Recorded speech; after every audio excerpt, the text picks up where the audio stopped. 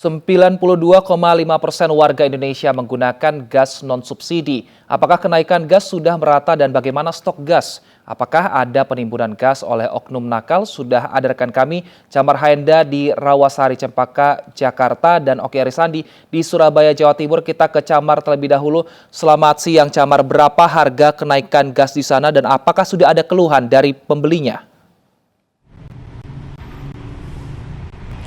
Ya, selamat siang Wilson dan juga pemirsa. Meski pemerintah resmi menaikkan harga gas LPG non-subsidi untuk ukuran 12 kg dan juga 5,5 kg, ini memang mengalami kenaikan harga dan tidak berpengaruh terhadap minat beli masyarakat karena memang masih tinggi.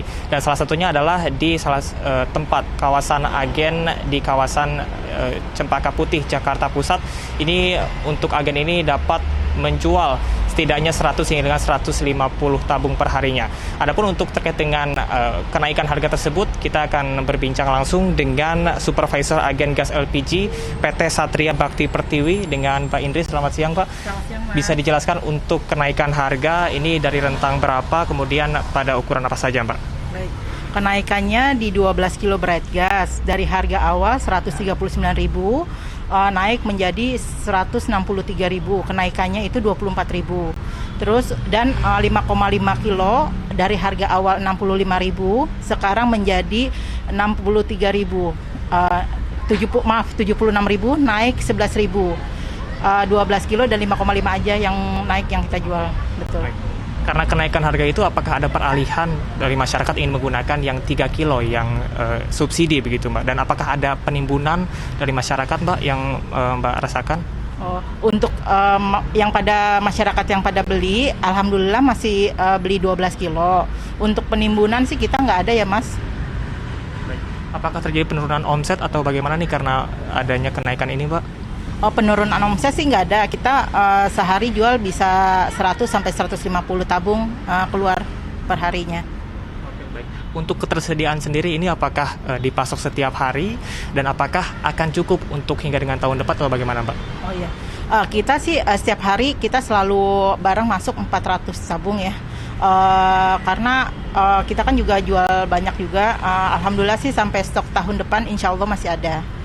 Dan pengisian pun sampai besok masih buka kok. Oke. Iya. Baik, terima kasih, Mbak, atas informasinya.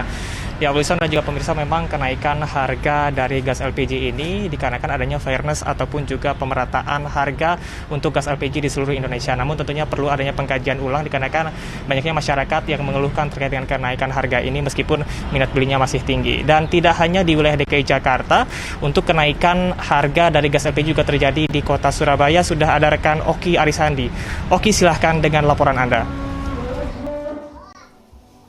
Ya, selamat siang Camar, Wilson dan juga pemirsa. Kalau tadi Camar ada di agen LPG di DKI Jakarta, nah sekarang saya ada di salah satu industri rumahan milik warga di Sawahan, Kota Surabaya, Jawa Timur yang juga sedikit banyak terdampak atas adanya kenaikan harga LPG non-subsidi yang terjadi pada tanggal 25 Desember lalu.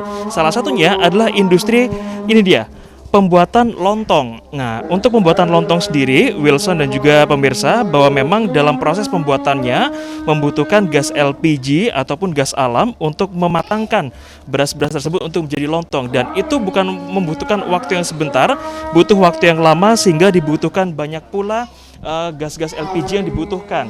Nah, untuk lebih lanjut seperti apa dampak yang dirasakan atas kenaikannya, sudah bersama kami ada Pak Wulyono. Pak Wulyono, boleh maju sedikit? Pak Wulyono, ini kita tahu bahwa di akhir tahun harga LPG naik, harga gas alam naik, bahkan harga bahan pokok juga naik. Tanggapannya, Pak Wul? Loh, yang aku kanetin. Kan deh.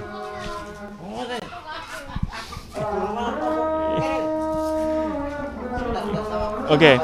Ya, sepertinya Pak Wulyono masih belum siap. Ini ada ibu lain, ada Ibu Tina yang juga salah seorang perajin lontong di kota Surabaya. Bu Tina, selamat siang. Maaf mengganggu proses produksinya. Ibu, ini menjelang akhir tahun banyak harga naik. Salah satunya harga LPG, harga gas alam juga. Tanggapannya bagaimana, Ibu? Tanggapan saya? Kenaikan harga itu. Tanggapan saya Merugikan atau gimana, Ibu? Ya kalau buat konsumen ya merugikan. Kalau kenaikan harga sendiri dari gas alam yang sebelumnya dipakai itu dari berapa menjadi berapa, Ibu? Dari hampir 3.000 per kubik sekarang naik menjadi 6.000 per kubik. Iya. Akhirnya sekarang masih tetap menggunakan itu atau beralih ke yang lain, Ibu? Saya beralih ke tabung LPG melon. LPG melon. Oke, nah kalau terkait dengan harga yang dijual Ibu untuk lontongnya, apakah mempengaruhi kenaikan harganya juga atau gimana, Ibu? Kalau harga lontong tetap ya kita nggak bisa naikin harga. Kalau proses produksinya memang membutuhkan berapa banyak gas yang dibutuhkan, Ibu?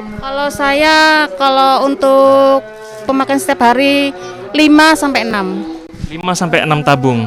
Oke, baik. Terima kasih Ibu Tina. Semoga kita berharap harganya juga kembali turun dan dikaji ulang.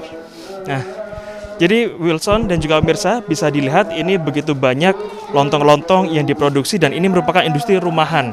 Jika kita katakan bahwa harga gas LPG naik maupun gas alam juga naik, otomatis warga yang terdampak juga akan semakin banyak dan industri ini bisa jadi akan terdampak juga semakin banyak masyarakat yang akhirnya merasakan dampaknya karena dikhawatirkan semakin banyak biaya produksi yang naik, maka dikhawatirkan industri rumah seperti ini juga bisa tutup atau gulung tikar, sehingga untuk mengantisipasi hal tersebut semakin bertambahnya jumlah angka pengangguran, maka pemerintah diharapkan oleh masyarakat bisa mengkaji ulang keputusan tersebut dan bisa lebih menekan dan juga mengontrol harga-harga bahan pokok maupun harga gas LPG di pasaran. Wilson, saya kembalikan ke Anda di studio. Oke, Risandi melaporkan dari Surabaya dan sebelumnya Camar Henda dari Jakarta. Terima kasih, selamat bertugas kembali.